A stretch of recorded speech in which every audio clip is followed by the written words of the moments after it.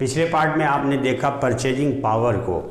अभी हम लोग देखेंगे दो कंट्री के करेंसीज का जो क्रय क्षमता है, क्रय शक्ति है, परचेजिंग पावर है, वो कैसे इक्वेट होता है और उसका असर एक्सचेंज रेट पे कैसे पड़ता है। इस बात को हम लोग रेस्ट पार्ट में अभी देखेंगे।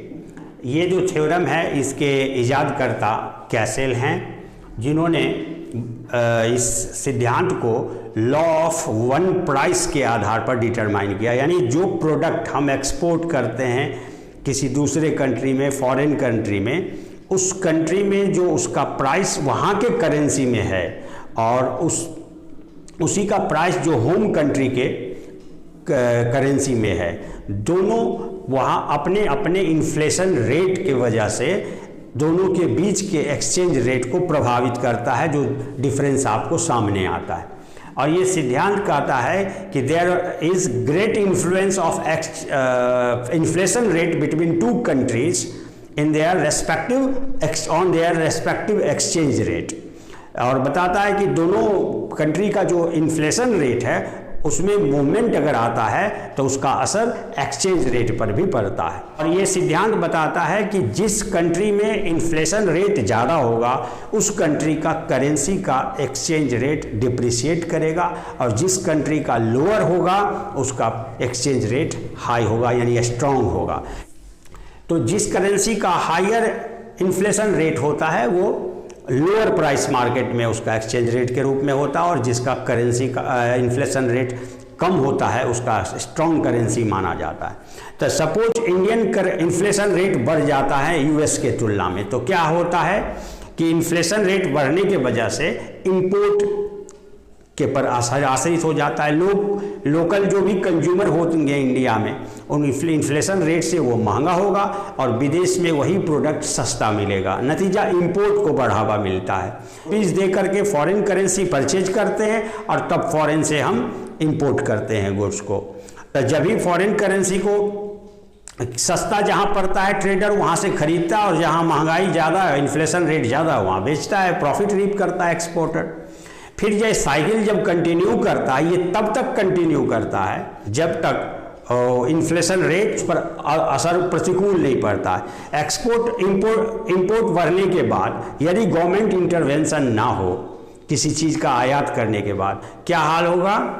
लोगों का डिपेंडेंसी फॉरेन प्रोडक्ट पे बढ़ेगा, फॉरेन प्रोडक्ट का डिमांड बढ़ेगा, वही प्रोडक्ट फिर इन्फ्लेशन रेट में किसी कारण से चेंज आता है, वो प्रोडक्टिविटी या जीडीपी वगैरह बढ़ने की वजह से, तो फिर वो सस्ता होने लगता है, तो इंपोर्ट के जगह एक्सपोर्ट बढ़ता है। तो ये साइकिल जो एक्सपोर्ट और इंपोर्ट का है, ये तब तक ट्रेडर चलता रहता है जब तक कि प्रोडक्ट का डिमांड विदेश में ज़्यादा होगा। जब प्रोडक्ट का डिमांड ज़्यादा होगा, नेचुरली वो प्रोडक्ट महंगा होना शुरू होगा। डिमांड बढ़ने से प्राइस बढ़ता है प्रोडक्ट का, वो महंगा होगा, महंगा होने से वहाँ इन्फ्लेशन रेट हाई होगा, और वो इन्फ्लेशन रेट जो लोअर था वो हाई आएगा और इक्विवेलेंट होगा, यानी दोनों में गैप जो है इन्फ्लेशन रेट का वो मिनिमाइज होगा। और जैसा कि आपने देखा एक्सचेंज रेट पर भी असर इन्फ्लेशन रेट का पड़ता है, तो जो गैप दोनों के करेंसी के बीच था वो भी मिनिमाइज होगा, और जब ये इक्विलिब्रियम की स्थिति आएगी उस समय जो स्पॉट रेट होगा वही वास्तविक एक्सचेंज रेट माना जाता है।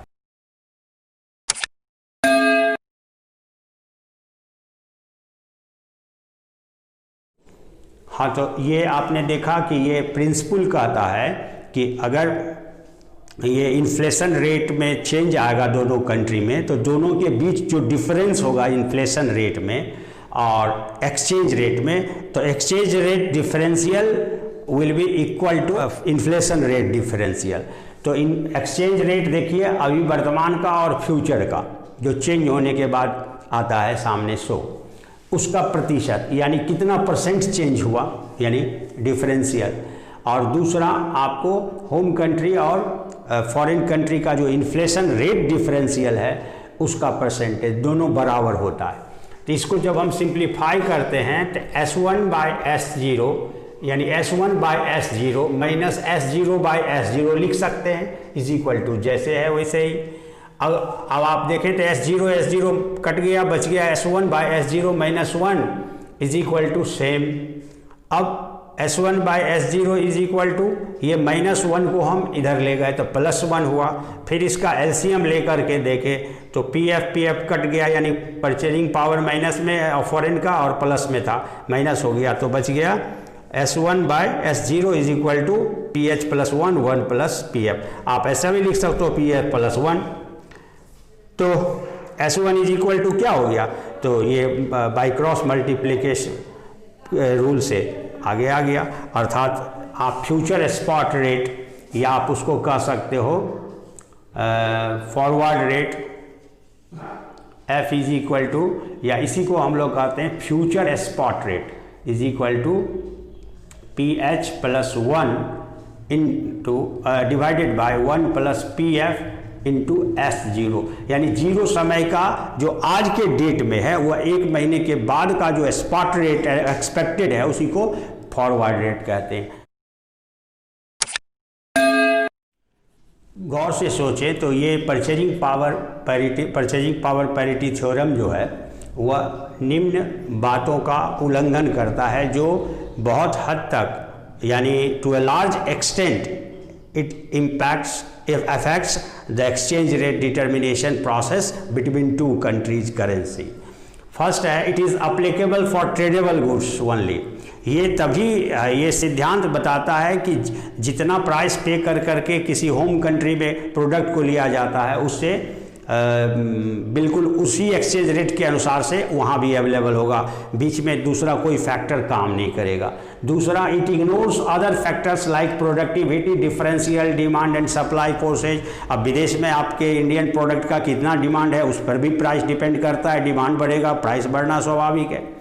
उसी प्रकार से as it is based on the law of one price, that's why it is a rare situation of PPP, चूँकि लॉ ऑफ वन प्राइस के सिद्धांत को फॉलो करता है जो रेयर पॉसिबल है।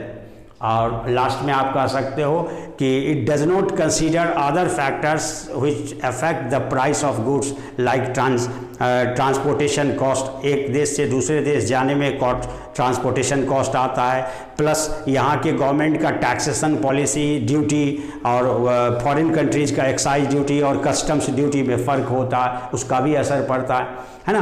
तो ये तमाम बातें हैं जिसको इग्नोर कर दिया जाए, यानी सामान्य, बिल्कुल सामान्य, सारे कुछ सामान्य हो, ये सब लागू ना हो तो ये सिद्धांत लागू हो सकता है। इसीलिए यह अव्यावहारिक इसे कहा गया।